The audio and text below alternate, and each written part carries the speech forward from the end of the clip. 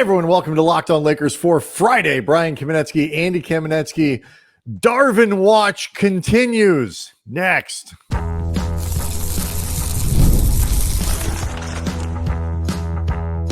You are Locked On Lakers, your daily Los Angeles Lakers podcast, part of the Locked On Podcast Network, your team every day.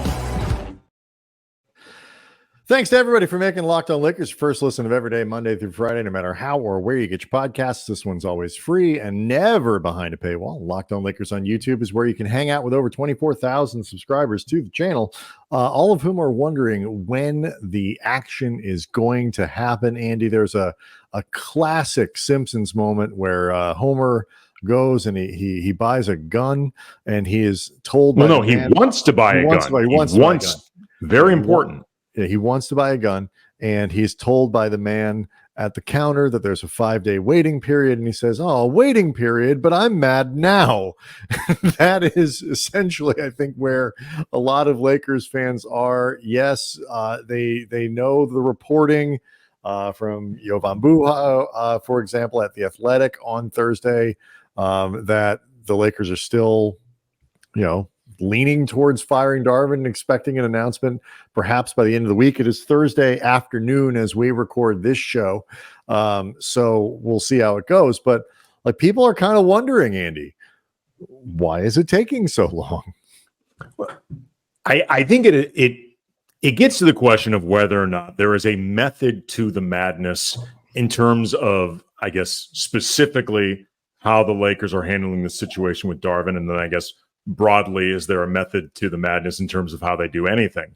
Because that's something that fans often are concerned that there is not. But in the case of Darvin, as we noted for Thursday's show, Rob Pelinka and, maybe Kurt Rambis, the higher ups in the front office did actual exit interviews with players that were not the post-game interviews 5 minutes after the Lakers got eliminated that doubled as exit interviews for the purposes of the media, like actual exit interviews where you might learn something that actually could be useful were conducted. And neither one of us think that those exit interviews they're being used to evaluate whether or not they should or shouldn't fire Darvin, because save LeBron, AD, Reeves, Rui, and D'Lo all saying, "Yeah, I mean, not only do I think you ought to keep him, I may ask out if you fire him." I imagine the decision is more or less decided, right? And two of those guys, by the way, in Rui and Russell, especially, I mean, and Reeves potentially in a trade, but like Rui and Russell are not guaranteed to be around next year even. So it's right. The core is even smaller. Sure. I'm just talking about the most important voices on the team. And in this particular case, you've got D'Lo and Reeves. One of the two, we know, according to Darvin, crapped the bed for 10 straight days, and that's why he got removed from the starting lineup. So I'm guessing there's at least, as we all pour through box scores to find out now. I'm just saying there or not. There's at least one vote of confidence that Darvin's not getting. Are they consulting with AD and LeBron? I'm sure they are. Is everybody on board here? To some degree, I'm sure they are. I'm also pretty sure they know before the consulting whether or not they'd be okay with letting Darvin go. I mean, there are, I think, a few things that are likely happening with this. Some of it is process that you would say, this is how it should happen. And I will say that the Lakers, having done their in-season evaluation as the thing is going along, have come to a decision about Darvin based on how things have gone this year, what they saw, what they didn't see, the way the players have reacted, and all that kind of stuff. I do not believe that they're sitting there reviewing tape. And the quote from Jovan, by the way, on the Athletic NBA Show podcast is, quote, "The latest I've heard is the plan is still to move on from Darvin at some point, likely by the end of the week," which, by the way, is tomorrow, potentially as early as tomorrow, meaning Friday. Then the head coach. There's always a chance that it will have happened by the time you hear this show. We are recording this Thursday afternoon. It has not happened as of this recording. Right. We will obviously have reaction if it does happen. Right. But already starting to hear some names from different people. Not going to comment yet until the Darvin situation is finalized. But from what I've heard the last couple of days, the plan is still to move on from Darvin. The Lakers, by the way, are famous for Friday afternoon news dumps. And I would appreciate if they would manage to hold on to this until Friday, just because that way we don't have to re-record anything. But they are likely going through this process and saying, are we sure? Are we sure about the idea that this relationship between Darvin and the players, that Darvin and the franchise is worse than, because there is a cost, not just financial. There's a cost to going out and finding another coach. You are starting over again. You are, there's going to be a learning curve. You are costing yourself continuity and some of these other things that you have built up. Darvin Ham 2 years ago was seen as one of the assistant coaches most worthy of a head coaching gig. He had a pretty good first year, not perfect, but pretty good first year that ended obviously on a very high note with a run to the Western Conference. He had a very bad second year. So do you think maybe the first year is what we can get back to? You go through this process and decide whether or not there's something here that is a better alternative to what's available on the coaching market, because you have to then look and say, is who is out there better than what we have here? Potentially, we can fix this with Darvin and get back to something that looks more like year one versus year two. So I think they're going through all of that. And that's what you would want them to do. The less attractive part of this, I think, though, Andy, is the Lakers looking at this and saying, we got into a lot of flack last time, the way we let Darvin go. I'm sorry, where we let Frank Vogel go, where it was like letting Woj announce it right during the game, basically. It's like Frank's still Are you on the saying there's a more tactful, professional way of doing it? And the reports that Quinn Snyder, I think we mentioned this on the show yesterday, like Quinn Snyder specifically wouldn't interview with the Lakers because of the way that they treated Frank. Quinn Snyder, who had been on the Lakers staff with Darvin Ham like a decade ago and actually knows the organization, said, nope. No. And so we got into a lot of trouble. So we did better this time. We didn't fire Darvin during game 5. So that's an improvement right there. Well, it was a tight game. That's true. If it had been a blowout, they might have called Woj again. But you don't want to distract them when you're only down. They've dialed 9 of the 10 numbers, and they're just waiting over that 10th number. Okay, if they get down 15, make the call. Do I send the text or don't I? Do I leak or do I not? But the alternative here is okay, well, what is, and there's no tactful way to fire a coach. You kind of, so I think they are absolutely looking at the optics of this to be what is the best way that we can handle this so we look like we're being professional and fair and doing our due diligence and all these things, and we're not just knee-jerk reactionary firing the coach and appealing to the next person that we be looking to hire, because I'm going to go out on a limb and say the Lakers have not looked like the most attractive spot for a prospective coach other than simply being the Lakers over the last decade or so. Unless you're somebody who wants to get a, say, 5-year contract, but only work 2 of them, in which case the Lakers might be the spot for you. There is a galaxy brain theory that I've seen a few people put out there, including our buddy Harrison Fagan at Silver Screen and Roll, which, as with all things Harrison, take it with a grain of tongue-in-cheek salt. But the idea that the Lakers are just trying to get Darvin to quit so they don't have to pay.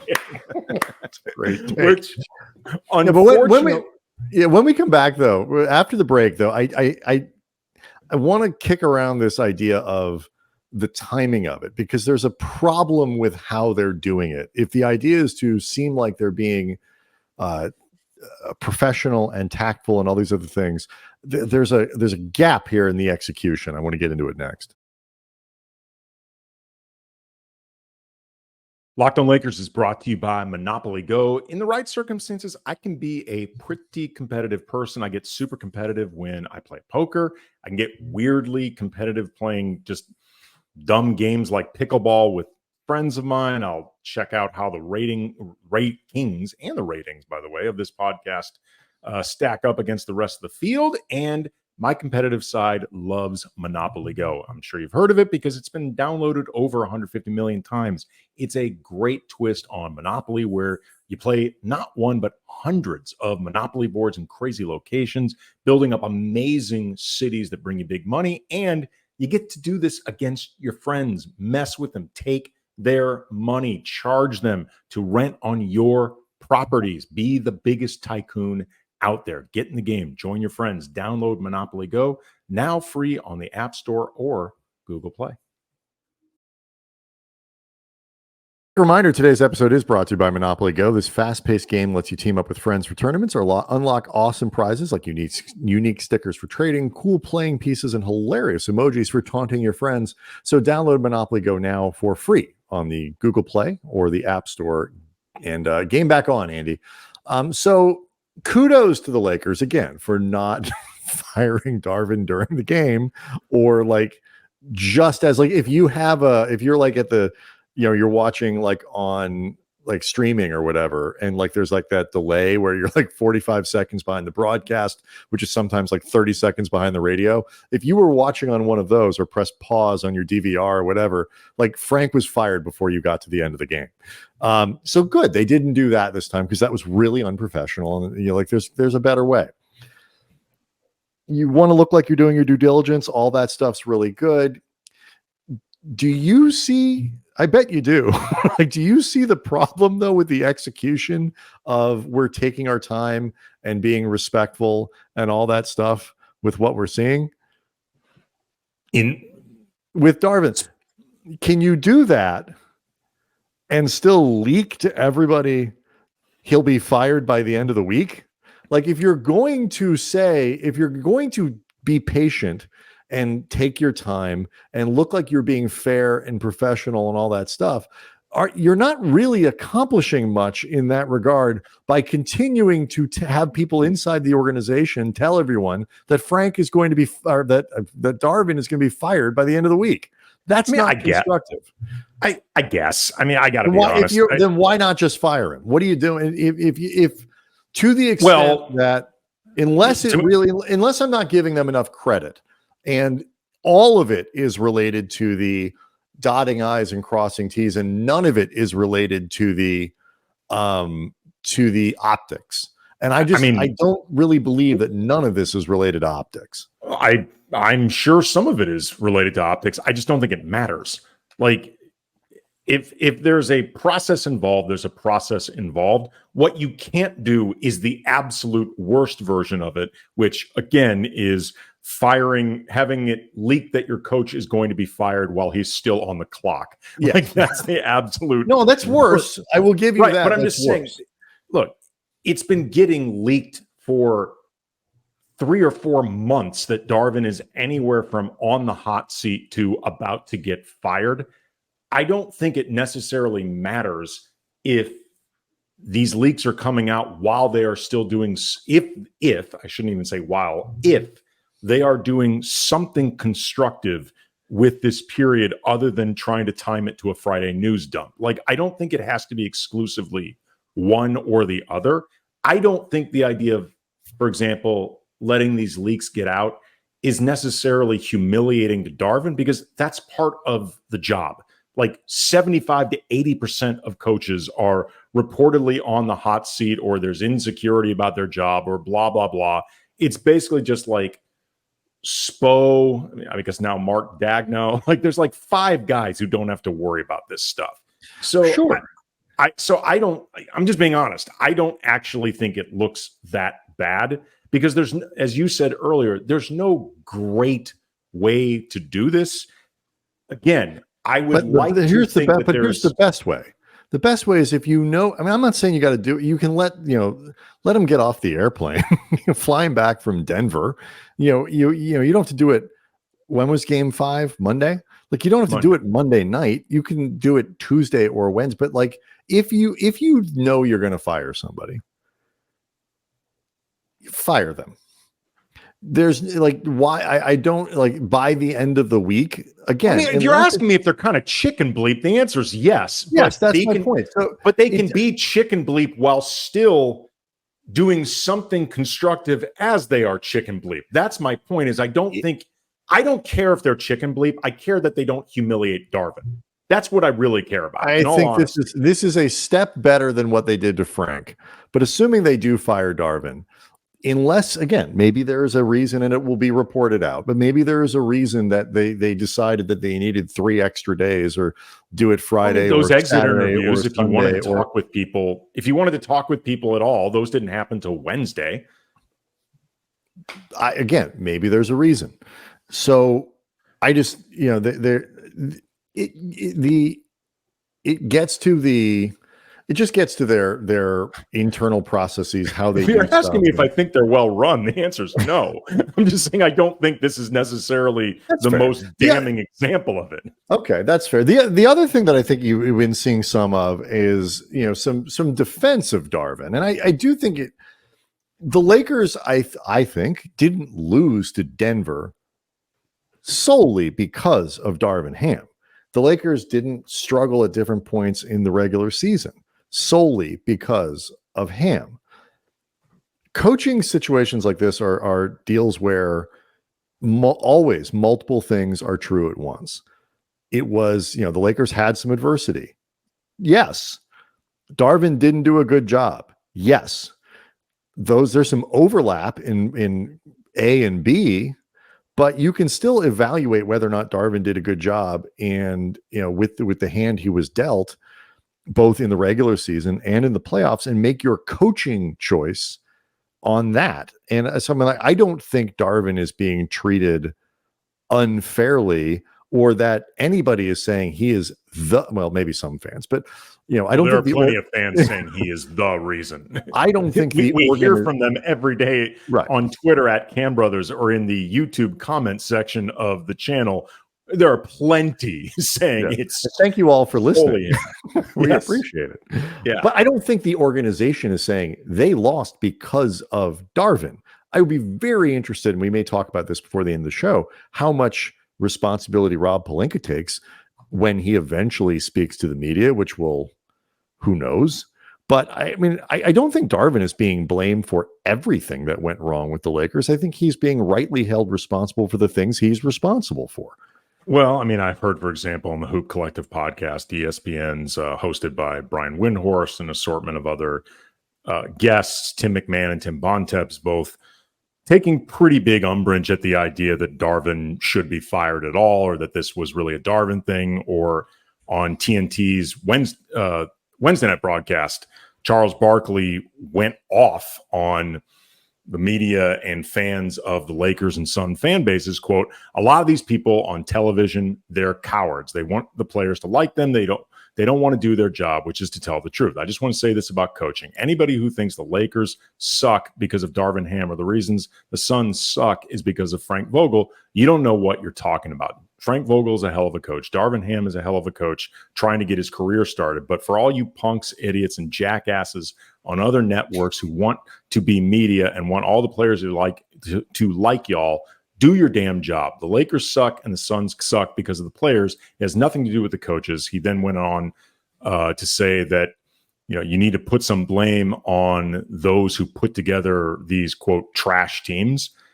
And we can talk more about this after the break. But the one thing I do want to leave people with before the break is just, it is objectively hilarious that Charles Barkley, who's made a career out of reveling in not paying attention to the games that he's analyzing, is essentially chastising media and fans for not paying attention to the games that they're analyzing. And yes, Charles Barkley will forget more about basketball than either one of us will ever know.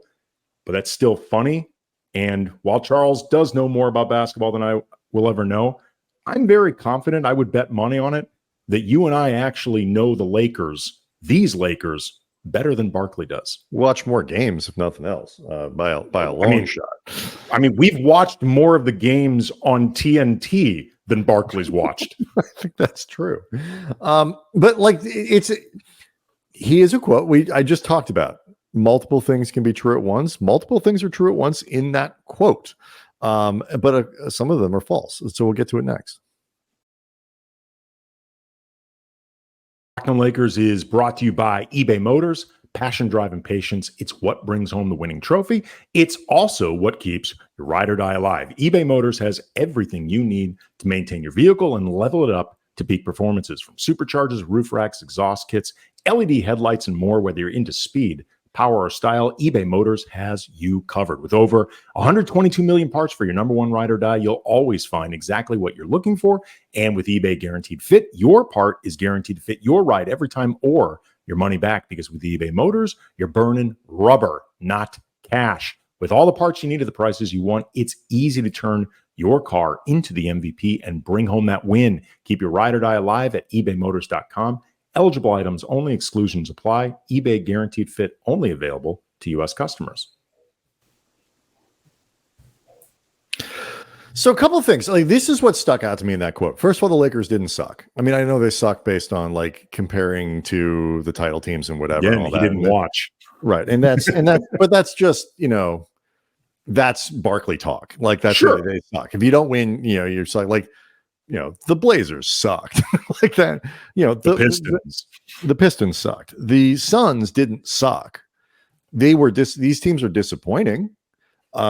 And I happen to think that if you blame Frank Vogel based on from a far distance thing with Phoenix, I don't think Frank Vogel and Darvin Ham are in the same boat, in part just because Vogel's been there a year, Darvin's been here 2. You have 2 years to compare versus 1 and all that. I think the Suns are... Vogel's also got a track record that you can even compare to. Like, I also think the Suns were constructed in a way that even morons like us could raise our hands and be like, I can find a couple problems with how this is going to work. I did. Yeah, and we did, and we were right, and because those things were pretty obvious, not because we're geniuses. But that doesn't mean that Ham, to go back to the Lakers, isn't somewhat responsible. The Lakers would have been better with better coaching. Would they have been 10 games better, 6 games better, 8 games better? I don't know. They would have been better. And so Darvin deserves blame for the things that he mismanaged over the course of the season. Now, again, I said it in the first segment, I said it earlier the week, you can make an argument that if you aren't enamored with any of the options that you might want to hire, you don't want to hire another first-year head coach, you don't think Terry Stotts or Budenholzer is the answer, like or Kenny Atkinson. You don't like. I want them to hire Bud just for the comedy of explaining how Bud's like number one protege failed, but the guy who trained the protege, there's the answer. It's like, we fired Anakin, but we're hiring Yoda. It's good. Yes. It's like, this is what we're doing. I really want that press conference. There would be Obi-Wan. You hire Obi-Wan and you fire Anakin. I don't want, again, to bring Harrison back in, I don't want him yelling at me about that. So like there are process, like you can make an argument for that. And I would understand it, even if I would likely disagree. But he's still responsible for the stuff he's responsible for. But I will say this, and this gets to the Pelinka part of it. It doesn't do any good to fire Ham if the rest of the organization doesn't take responsibility for the parts that they are responsible for. If Darvin is 30% responsible, then, Pelinka's got to take responsibility for the 50% or 60%. The players got to take responsibility for their parts too. If that doesn't happen, then Charles Barkley is exactly right. The Lakers will not improve. They will continue to be a clown show from a coaching standpoint and all that stuff. And so, I mean, are you confident, Andy, that the other part of the introspection is going to be going on with Pelinka, or is he kind of just skating by? I'm always going to be concerned that Pelinka's skating by, because I don't think he is regularly held, his feet to the fire, so to speak, because there's been a lot of change during this period where Genie's been the ultimate shot caller. Mhm. And the one constant has been Rob. And I wouldn't even say you can argue, because I don't know what the counter argument would be. The single biggest mistake in this period was undoubtedly the Westbrook deal. And that was a very, very avoidable mistake that even the most optimistic of people with that move could recognize why everything needed to shake out damn near, if not exactly perfect, for that to work. Like, there was a lot more things that would potentially go wrong or predictably go wrong than things would potentially or predictably go right. Mm-hmm. And that was a massive, massive swing that I don't care how much LeBron and AD wanted it, which they did. I don't believe that wasn't something that Rob Pelinka wanted to do anyway. But B, if that was something he didn't want to do and he allowed it to happen anyway, that's even worse. Mm-hmm. That's way worse than simply misevaluating it. It's a big misevaluation, but big misevaluations happen. But it's way worse if it was, you know what, this feels like a disaster, but I'm going to do it anyway because I don't have the stones to stand up to LeBron or AD, or I don't have the sway to go to Genie and say, this is what LeBron and AD want. It is a horrible idea. Horrible. And I need you to help me to stop this, which I think if that had happened, we would have heard about it by now. Mm-hmm. I mean, if nothing else, for CYA purposes, we would have heard that by Absolutely. now. Either way, that falls on Rob. That's the single biggest reason that this window of certainly LeBron, but LeBron and AD may be shut. As we've talked about, it's a miracle that Rob managed to unwind the mistake as well as he has, but there's been a massive price to pay for it. And there's been no indications that the bill is coming due for Rob, or even that the bill's being written up. Massive price to pay. Would you agree? Massive price to pay. And they still haven't undone it. It's just that they undid it better than I would have expected. They created a functional team. Right. It's not undone, I don't think. No. They unwound it. Like I said, it's miraculous that they unwound it to the degree that they did, but undoing it would mean getting to the finals or winning a championship. Clearly, that's not what's happened. It's funny to see, like, we're going to spend a lot of time on this, getting into as they're starting to make more choices around Russell, around Rui. I mean, it's funny. I was more skeptical, not that I didn't think they should re-sign Hachimura, because I did, because again, like, what do you do if you don't? But I needed to see it, sort of. And I was in some ways really encouraged by what you saw from Rui once he finally got to have a defined role and play it. The shooting was legit. Like, that was absolutely one of the things I was concerned about was, can he shoot? Well, yeah, like that was what we saw in the playoffs, is what he did in the regular season. Once he got, again, that defined role and some consistent playing time. I thought that, that was really impressive. He showed, the ability to really be an effective offensive player a lot of times and all that. I was still skeptical about, the rebounding, and ironically, and sort of the other ancillary skills, it was a running joke among Lakers players when Rui would get an assist. It's just not how he rolls. And ironically, for all the talk about Russell being played off the floor and this and that, whatever, it was Rui who was played off the floor in the playoffs defensively, not D'Angelo. Much more so. And so, like, those shortcomings were more obvious with Rui. And this is the tricky part about role players. Like, do you stay invested in what Rui provides you? Can you find another? What does Rob do with the pieces that he kept? Does he, is trading, because everybody thought Rui might be signed to be traded, Russell might be signed to be traded. Do you does he lean into the continuity line? I'm really interested to see what he does. In a lot of ways there's similar arguments to the Darvin thing. Do you because you've been a revolving door on the roster, do you stay a revolving door? How much responsibility do you take for, well, that was a mistake, I'm going to try that differently or do it again? It's never been his strong suit. Sure. I mean, I don't think introspection has been a strong suit for the top front office people, and I would include Genie just across the board. I don't think it's, it's not it's very insulated, and, being an insulated group can often, I think, protect you from having to be introspective. With Rui as an example forever, I think part of the quandary is he had a really good season.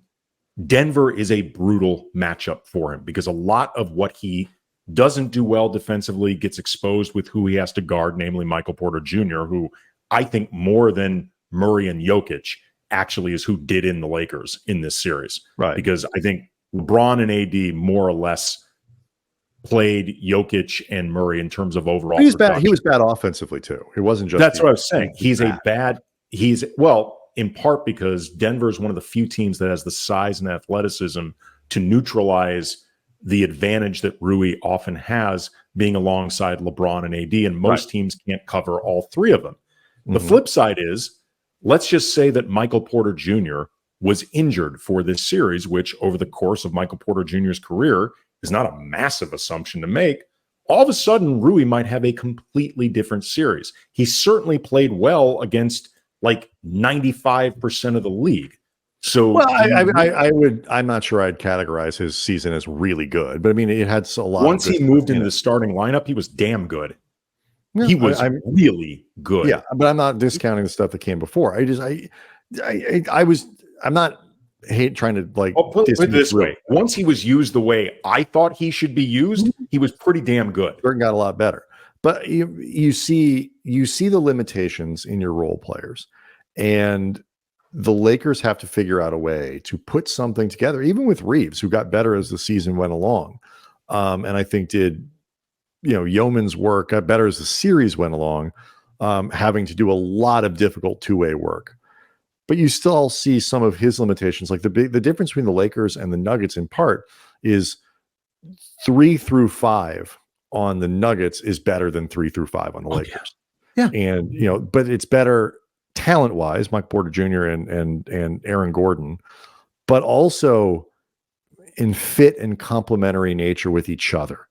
And so whether you're talking about what the Lakers are doing or the Denver or Minnesota has got a lot of that now, and Oklahoma City's got a lot of that. Memphis could regain some of that next year. The parts have to make more. This is the really, to me, I'm going to quit here.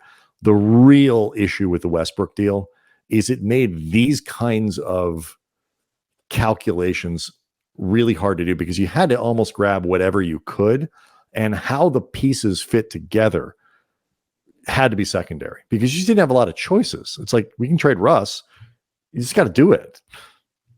Yeah. And again, I think Pelinka did about as well as he realistically could have. I mean, other than you could argue, and I did argue then, that he should have just pulled the trigger on Miles Turner and Buddy Hield, unless it was truly Indiana relenting on that. I think he should have just given up what was needed to bring in those guys, because I think Miles Turner was the best player even remotely on their radar. But that aside, I think Pelinka did about as well as he possibly could have under those circumstances. But the problem is they were circumstances he created. So there's only so much points you get for fixing your own mistake. Locked On Lakers on YouTube is where you can go to hang out with over 24,000 subscribers. They're all wondering when this Darvin news is going to happen, and when it does, we will respond to it. So if it happens before the weekend, you'll hear from us before then. Otherwise, we'll be back on Monday. Everyone have yourselves a great weekend.